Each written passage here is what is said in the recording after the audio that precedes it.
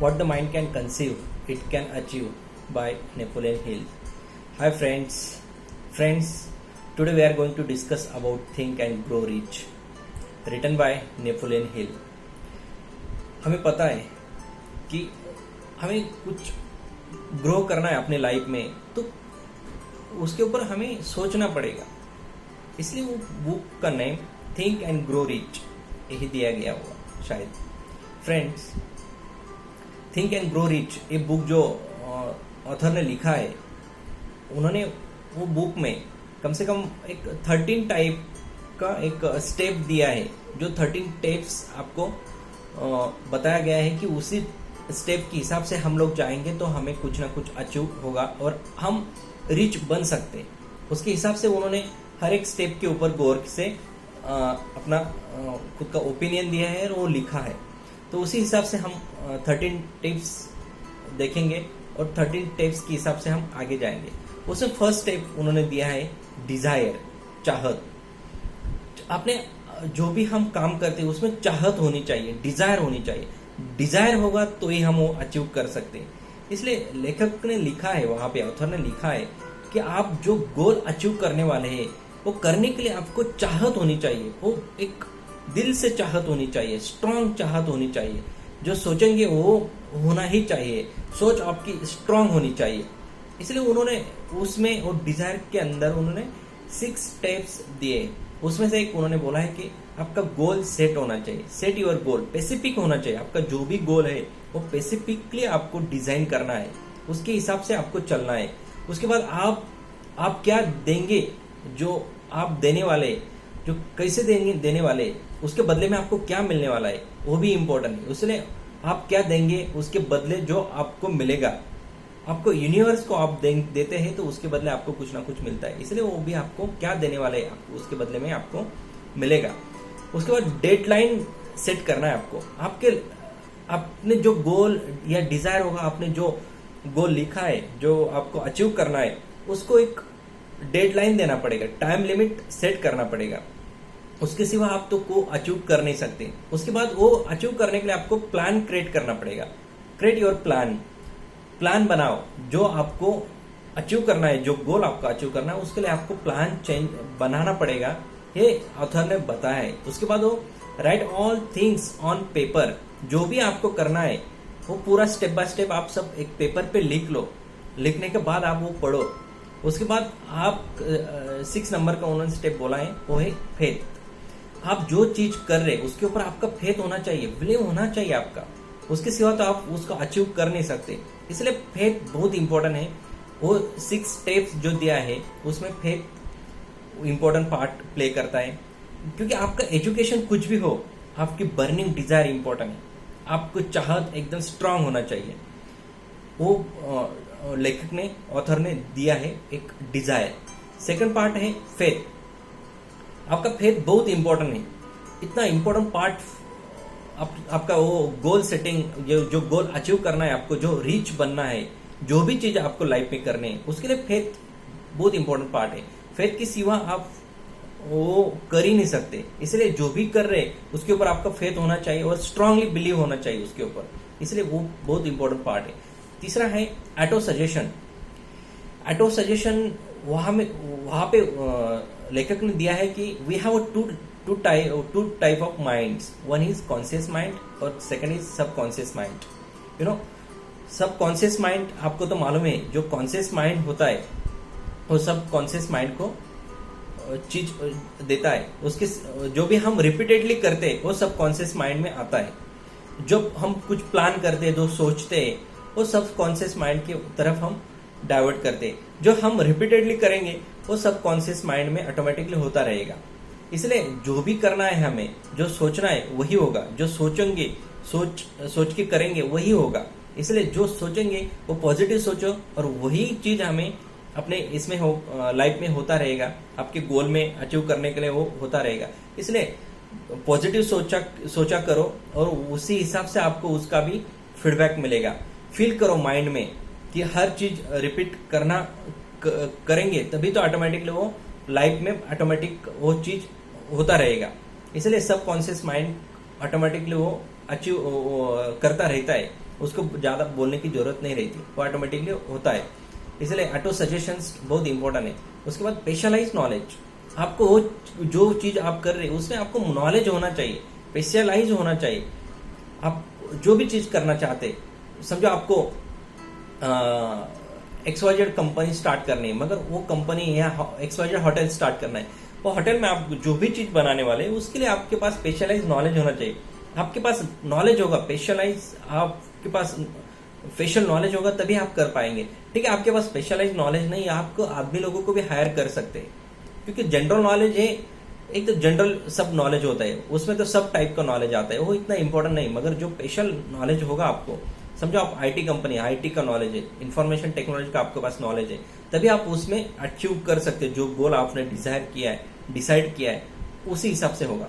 Knowledge is power, we can say knowledge होगा तो हमारे पास सब पावर आ जाती है, नहीं, मगर वो पावर आने के लिए आपके पास स्पेशलाइज नॉलेज होना इंपॉर्टेंट है।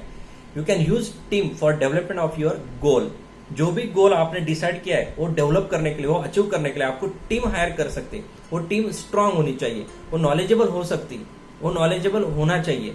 आपने हेनरी फोर्ड का आप एग्जांपल ले सकते हैं, उनको उतना एजुकेशन नहीं था, मगर वो उनके डिजायर स्ट्रांग थे, नॉलेज उनके पास था, और उन्होंने नॉलेजेबल टीम हायर करके उन्होंने वो फोर्ड गाड़ी डिजाइन की थी। So you can also hire knowledgeable person in your team, in your company, and you can start your work and you can achieve that desired goal. So there is no need full educated person. Imaginations, fifth 5 number का part है imagination, thinking about something not happen it. अब उसके बारे में बात करो जो आज तक हुई, आपकी लाइफ में हुई नहीं अभी तक, वो होने वाली है, उसके बारे में आप इमेजिन करो, इमेजिन किया करो, तो उसके हिसाब से आपको वो मिलेंगे। लेखक ने बोला है 2 टाइप की इमेजिनेशन बोला है, सिंथेटिक इमेजिनेशन और creative imagination. Synthetic imagination means जो आपके पास है ऑलरेडी, उसको अरेंज करना है, नई टेक्निक से, नए आइडिया से अरेंज करना है, ओल्ड आइडिया जो भी है उसको अरेंज करना है। और क्रिएटिव इमेजिनेशन में जो है वो plan for development of new things. आप जो भी करेंगे, न्यू जो करना है आपको इमेजिन करना है, उसके ऊपर आप वो नया टाइप से आप कर सकते हैं, नया प्लान कर सकते हो डेवलपमेंट करने के लिए। You can create new plan for achieve that goal. 6 number का स्टेप है ऑर्गेनाइज प्लानिंग। जो भी प्लान आप कर रहे हैं उसके लिए ऑर्गेनाइज करना, वेल ऑर्गेनाइज करना पड़ेगा आपको। If your goal is big then hire team for work. You know, जब भी आपका गोल बड़ा है तो आपकी टीम भी बड़ी होनी चाहिए, और वो अच्छे लोगों को आपको हायर करना है जो आपके गोल अचीव करने के लिए आपको हेल्प करेंगे, और वो टीम आपको ऑर्गेनाइज करना है, आपको कस्टमर सेटिस्फाइड करना है, आपको क्वालिटी प्रोडक्ट डिलीवर करना है। आपका इस इन बिटवीन आपका इसमें प्लान फेल भी होता है तो आपको प्लान बी, प्लान सी करना है। नेवर गिव अप, आपको छोड़ना नहीं कभी भी, आपको चलते रहना है। इसलिए आपको आपकी टीम ऑर्गेनाइज करना है। 7 नंबर का है डिसीजन। आपका जो भी डिसीजन है वो एकदम पॉजिटिवली लो, और वो उसके पीछे आप गिव अप मत करो, वापस मत आओ। जो भी लिया है, जो जब भी आपको जरूरत पड़ेगी आप वो डिसीजन चेंज कर सकते हैं, मगर पीछे मत आओ। जो डिसीजन लिया है उसको राइट करने की कोशिश आप करो। उसके बाद प्रेसिस्टेंस, चिकाटी होनी चाहिए आपके अंदर, वो जो भी है आपको कंटिन्यू से करना है, जो होगा सो होगा। Never give up, burning desire होनी चाहिए आपकी, प्लान परफेक्ट होना चाहिए, पॉजिटिव थिंकिंग होनी चाहिए। थॉमस एडिसन, आप सबको तो पता ही, 10,000 टाइम वो फेल हुए, he fail 10,000 time but he never give up. उन्होंने कंटिन्यू अपना इन्वेंशन चालू रखा, और उन्होंने वो बल्ब डिजाइन किया, बल्ब इन्वेंशन किया, तभी तो आज हम लाइट के अंदर है। पावर ऑफ मास्टरमाइंड 9 नंबर का स्टेप है। एक या ज्यादा लोग आपके साथ सपोर्ट के लिए आप अरेंज कर सकते हैं। जो भी आपको करना है तो मास्टरमाइंड बनना है, मास्टर लोगों को आपके साथ लेना है। यू नो, एनर्जी और मैटर, ये बहुत इंपॉर्टेंट पार्ट है वो टीम की, इसलिए आपको टीम वर्क से वो पूरा प्लान करना है, मास्टरमाइंड बनना है वो पावर के साथ, वो एक बहुत इंपॉर्टेंट पार्ट है। 10 नंबर का स्टेप है मिस्ट्री ऑफ सेक्स ट्रांसमिशन। हम जो भी सोचते हैं, वो जो ब्रेन हमारा सोचता है वो यूनिवर्स में भेजता है, और अपोजिट उसके अगेंस्ट में हमें कुछ अच्छा मिलता है। जो अच्छा बोलेंगे, अच्छा सोचेंगे, वही मिलेगा हमें उसका। तो ब्रेन ट्रांसमिशन रिसीव और रिलीज दो टाइप के पार्ट्स प्ले करता है यूनिवर्स के साथ। इसलिए हमारा मिस्ट्री ऑफ सेक्स ट्रांसमिशन वो बहुत इंपॉर्टेंट है। जो माइंड आपको वाइब्रेट करता है, आपका माइंड जैसा जितना वाइब्रेट करेगा उसके हिसाब से आपको उसके बदले में वो चीज मिलेंगे। आपका माइंड स्ट्रांगली वाइब्रेट होना चाहिए। उसके लिए सेक्स, म्यूजिक, डांस ये इंपॉर्टेंट पार्ट बताए गए। सक्सेसफुल आदमी के पीछे हम लोग बोलते हैं अरे बहुत आदमी अच्छा सक्सेसफुल हो गया, मगर उसके पीछे एक औरत का हाथ होता है। हम बोलते हैं जनरली सक्सेसफुल आदमी के पीछे किसी औरत का हाथ होता है, वो एक पार्ट होता है। क्योंकि सेटिस्फाइड लाइफ बहुत इंपॉर्टेंट है। ये जो भी गोल हमें अचीव करना है वो अचीव करने के लिए मिस्ट्री ऑफ सेक्स ट्रांसमिशन बहुत इंपॉर्टेंट पार्ट है। उसके बाद सबकॉन्शियस माइंड, हमें तो मालूम है सबकॉन्शियस माइंड जो भी हम चीज रिपीटेडली करेंगे वो सबकॉन्शियस माइंड में अपने आप फिट हो जाता है। इसलिए जो भी चीज करेंगे हम वो रिपीटेडली किया करो, ऑटोमेटिकली उसका हैबिट बनता है और वो सबकॉन्शियस माइंड में ऑटोमेटिकली वो आ जाता है। उसके बाद ब्रेन, हमारा ब्रेन बहुत इंपॉर्टेंट काम करता है। वो क्रिएटिव इमेजिनेशन होता है। जो भी आप ये करेंगे, इमेजिन करेंगे, वो क्रिएटिवली करो, ब्रेन से करो, और जो आप इमेजिन करेंगे वही आपको रिसीव होगा यूनिवर्स के थ्रू। इसलिए ब्रेन बहुत इंपॉर्टेंट पार्ट है। उसके बाद 13 नंबर का सिक्स सेंस, जो सबसे इंपॉर्टेंट पार्ट है। सिक्स सेंस, अपने माइंड में जो सिक्स सेंस होता है, आप जब वाइब्रेट इंक्रीज करेंगे उसके बाद ऑटोमेटिकली सिक्स सेंस जनरेट होता है। आप ऑटोमेटिकली उसके ऊपर वो फोकस करेंगे आपके डिजायर के ऊपर, और आपको ऑटोमेटिकली उसका आंसर मिलेगा। इसलिए आपको बिलीव करना है वो चीजों के ऊपर, डेफिनेटली आपको आंसर मिलेगा ही। सिक्स सेंस यह आपको पार्ट है वो जो थिंक एंड ग्रो रिच जो बुक में ऑथर ने लिखा है, सिक्स सेंस ऑटोमेटिकली आपको वो आएंगे आपके माइंड में। और सबसे लास्ट में ऑथर ने बताया गया है ये सब जो 13 स्टेप है वो करने के लिए आपके पास 6 ह्यूमन फेयर्स बताए जो होना नहीं चाहिए। सबसे इंपॉर्टेंट है फियर ऑफ पॉवर्टी, सेकंड है फियर ऑफ क्रिटिसिज्म, थर्ड है fear of ill health, fourth है fear of loss of love, fifth है फियर ऑफ ओल्ड एज, और 6 नंबर का है फियर ऑफ डेथ। फ्रेंड्स, ये सब फियर्स अपने माइंड से निकालना होगा, तभी तो हमें जो गोल अचीव करना है वो अचीव कर सकते।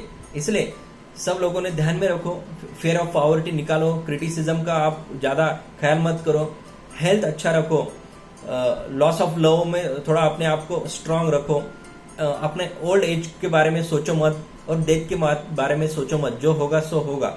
इसलिए ये सब चीजों को आपको आपकी लाइफ में लाना है तो आपको पॉजिटिवली सब चीजें करना है। Friend, thank you.